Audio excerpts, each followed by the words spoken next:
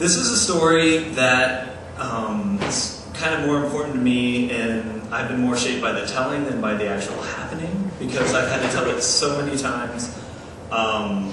It's one of those stories that when I'm at a party, some of my drunk friends will grab me and force me to tell in front of the prettiest girl there just to embarrass me, because this is an embarrassing story. And I have had to tell it in front of my senior English teacher, who was my swim coach, like the closest woman to me possible. Like somewhere between a second mother and a third grandmother. And I had to tell the story to her, so now I'm going to tell it to you. This is a sad, it's a cheesy story to begin with. It's a tale of summer camp romance. And how, and very just cheesy, it started off fairly basic. It was a 5-week thing, a Governor Scholars Program in Kentucky, a bunch of smart, nerdy kids secluded on a college campus, and no one else to talk to. So I meet this girl by the 3rd week, and we start hanging out, talking, and like by the final week, it finally dawns on me that perhaps she likes me, and maybe that's why we're spending so much time together. We started talking started talking this last week, and then it's time to go. It's the final night, the final dance. And if you've ever been at any of these events, it's just constant flashes, everyone's constantly taking pictures, and everyone's like sad, teary, final dance together.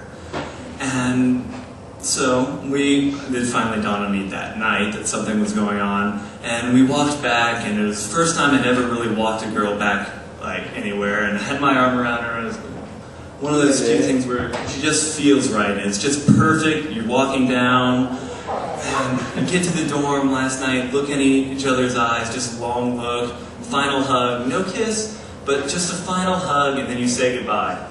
And then we went home. And now, to explain, geography is kind of important. This is Kentucky. I live here, the Great Northern Pimple. And if, trying to say where she lives about where Dave's sitting right now. As far west as you can get out of Kentucky, complete boondocks. But it just so happens there was another couple who we hung out with, and there was another girl who lived there. So the two girls decided to come up Labor Day weekend and see us. And so I'm thinking, yeah, this is going to be good. I'm going to play it cool. I'm going to be Mr. Don Juan. And so they come up, and they don't really have a car, so they're at their hotel, and I'm driving them around everywhere. I'm being the nicest guy possible, getting completely lost. I'm so flustered. Just terrible. Just normal places I go to every day, can't find my way through. But I'm handing it up for her and trying to be cool. And every night we'd go to the other guy's house, and we'd watch a movie or something. And to show you how pathetic I was at this stage in my life, I sat through Pride and Prejudice and Moulin Rouge.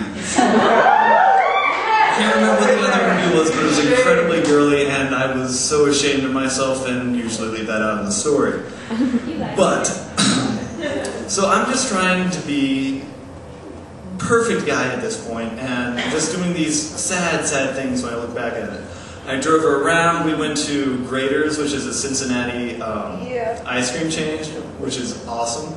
We went to the Labor Day fireworks, hung out with the other guy's family. I drove her around my high school. I pulled out my high school yearbook from the year before. So, yeah, I was not in good shape at this point. And so we'd be sitting at this guy's house every night, watching movies, and I'm trying to play it cool, but I'm incredibly shy and pathetic. So we start, and every night a new thing, the gradual, you kind of like touch pinkies, and then maybe move to her wrist, and then if you dare and go to the elbow, and finally work your way to the arm around. And we were just snuggling, and it's one of those, I was so nervous at this point, I don't know if anyone's ever gone to the extent of synchronizing breathing with the other person. Man! Like, just paying that much attention to the rise and fall of their chest.